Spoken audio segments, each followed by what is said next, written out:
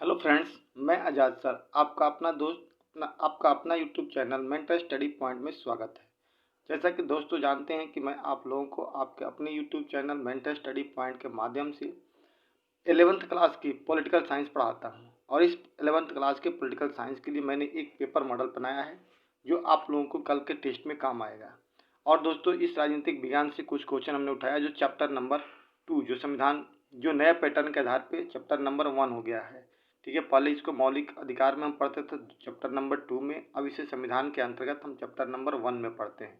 ठीक है दोस्तों, चैप्टर नंबर 1 के लिए हमने कल के डेट में आपको 50 नंबर का कुछ क्वेश्चंस बनाए हैं जो आपका पहला सेट होगा। 11th क्लास का पहला टेस्ट पेपर होगा। ये एक मॉडल टेस्ट पेपर है जिसके आधार पर आपके क्वेश्चन पूछे जाते हैं, जिसमें मैंने आपको यहाँ पे 10, वैसे तो आपका ऑब्जेक्टिव क्वेश्चन 16 आएंगे दोस्तों, लेकिन मैंने आपको 10 ऑब्जेक्टिव क्वेश्चन बनाया है और साथ ही साथ कुछ शॉर्ट क्वेश्चन, कुछ अति शॉर्ट क्वेश्चन और कुछ लॉन्ग क्वेश्चन को मैंने यहाँ पे बनाने का प्रयास किया है दोस्तों। ठीक है, तो प्लीज़ आपसे रिक्वेस्ट है कि अगर आप इस वीडियो को पहली बार देख रहे हैं तो प्लीज़ अपने दोस्तों के बीच में शेयर करें और नए हैं तो चैनल को प्लीज़ सब्सक्राइब कर दीजिए और आगे फॉरवर्ड करने का प्रयास कीजिए। ठीक है दोस्तों, अपने दोस्तों के बीच में ज़्यादा से ज़्यादा इसे फैलाएंगे तो आपका अपना YouTube channel mentor study point बहुत तेज़ी से प्रगति करेगा।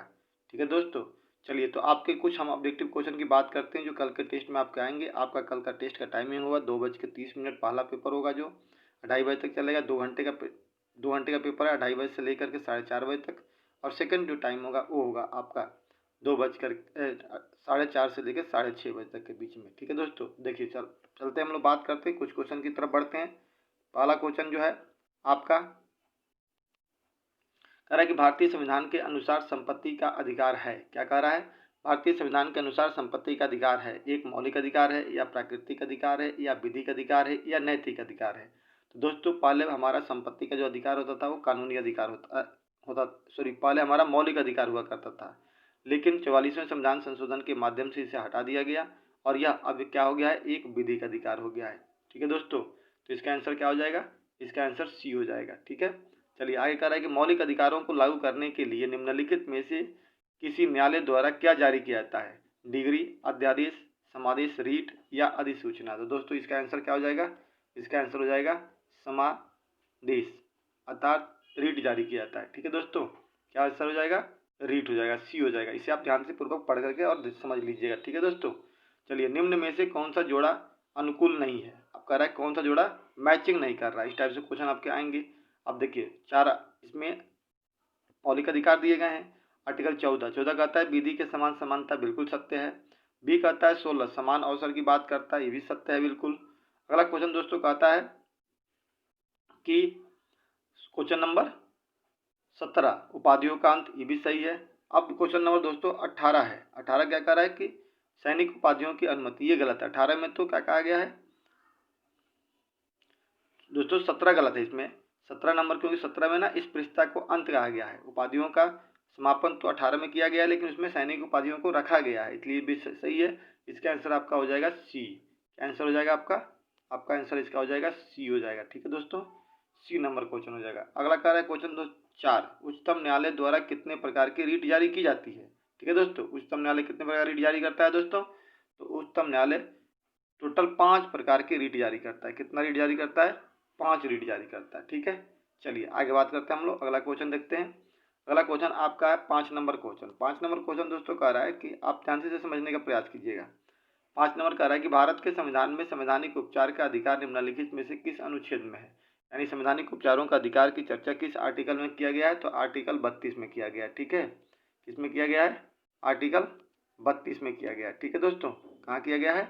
आर्टिकल 32 में किया गया है। ठीक है, क्या किया गया है? आर्टिकल 32 में किया गया है। चलिए अगला बात है कारखानों अथवा खानों में कोई व्यक्ति नियुक्त नहीं किया जा सकता जब तक कि उसकी आयु कम से कम 14 बरस ना हो जाए। ठीक है, तो इसका आंसर क्या हो जाएगा? बी हो जाएगा। अब कह रहा है 7 नंबर क्वेश्चन, भारतीय संविधान के अनुसार जीवन का अधिकार एक कौन सा अधिकार है जी? जीवन का अधिकार एक मौलिक अधिकार है। ठीक है दोस्तों, मौलिक अधिकार है। कह रहा है निःशुल्क शिक्षा का अधिकार कुछ सीमाओं के अंतर्गत क्या है? तो एक मौलिक अधिकार के रूप में ग्रांटेड है। क्या होगा इसका आंसर? इसका आंसर हो जाएगा बी, ग्रांटेड है।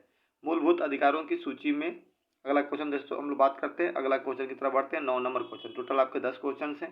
इस 10 क्वेश्चन की हम लोग चर्चा कर लेंगे दोस्तों, तो आपके लिए बहुत आसानी हो जाएगा पेपर। एक तरह का ये मॉडल पेपर है। अपने दोस्तों के बीच में भी इसे ज़्यादा से ज़्यादा शेयर करने का प्रयास कीजिए और ज़्यादा से ज़्यादा चैनल को सब्सक्राइब करवाइए। मूलभूत अधिकार को सूची में किस संविधान संशोधन द्वारा संपत्ति के अधिकार को हटाया गया था? दोस्तों इसका आंसर हो जाएगा डी। किसके द्वारा हटाया गया? तो इसका आंसर हो जाएगा क्या दोस्तों?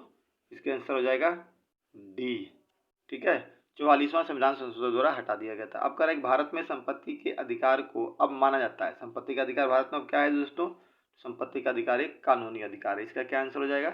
कानूनी अधिकार हो जाएगा। ठीक है, इस प्रकार दोस्तों टोटल मैंने आपको 10 ऑब्जेक्टिव क्वेश्चन कराया। वैसे तो आपके एग्जाम में सार्थक पैटर्न, न्यू पैटर्न के आधार पर मुझे विश्वास है कि 16 ऑब्जेक्टिव क्वेश्चन आएंगे, लेकिन मैं अभी पर डे के हिसाब से आपको 10 क्वेश्चन का प्रैक्टिस कराता रहूँगा दोस्तों। इसके बाद कुछ क्वेश्चन आपके अंक के दिए गए हैं। इस क्वेश्चन को मैं बता दूं, इसको अच्छी तरह से याद कर लिया। 2 अंक के आपके 5 क्वेश्चन होंगे। बंधुआ मजदूरी सब क्या समझते हैं? बंदी प्रत्यक्षीकरण क्या है? शोषण के विरुद्ध अधिकार के अंतर्गत कौन से 2 प्रावधान दिए गए हैं?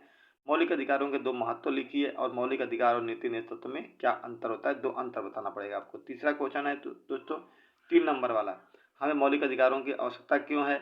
हमारे संविधान में वर्णित मौलिक अधिकारों की 4 विशेषता लिखिए। अनुच्छेद 19 में वर्णित स्वतंत्रताओं में से किन्हीं 4 को समझाइए और नीति निर्देशक तत्व क्या है? इनकी 3 प्रमुख बातों को लिखिए। ठीक है दोस्तों, अगला क्वेश्चन है हमारा 6 नंबर का। 6 नंबर का 3 क्वेश्चन है दोस्तों। भारतीय संविधान में निम्नलिखित मौलिक अधिकारों का वर्णन कीजिए। डॉक्टर भीमराव अंबेडकर ने किस अधिकार को संविधान का हृदय और आत्मा की संज्ञा दिया था? इसके अंतर्गत न्यायालय द्वारा जारी विशेष आदेश यानी रीट को सविस्तार समझाइए, जो 5 प्रकार के रीट जारी करता है। और 22 नंबर क्वेश्चन है दोस्तों, मौलिक अधिकार और राज्य के नीति नेतृत्व में 5 अंतर को स्पष्ट कीजिए। ये आपको क्वेश्चन दोस्तों कल के पेपर में आएगा, इसलिए बड़ी आराम से आप इस वीडियो को देख लीजिए, समझ लीजिए, क्वेश्चन लिखकर प्रैक्टिस कर लीजिए और आप बेहतर रिजल्ट लाने का प्रयास कीजिए। दोस्तों अगर कोई डाउट हो, आपको कोई दिक्कत हो, तो मेंटर स्टडी पॉइंट में आप कमेंट कर सकते हैं।